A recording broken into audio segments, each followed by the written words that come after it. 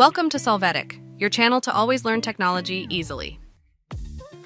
Below in the description, you will find useful links we used in this video.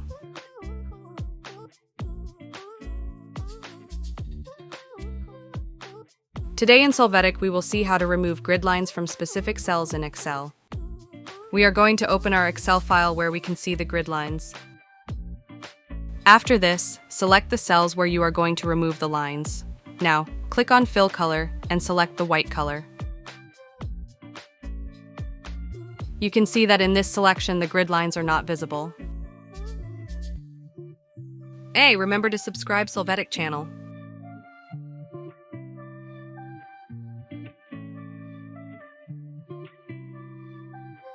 We hope it has been helpful for you.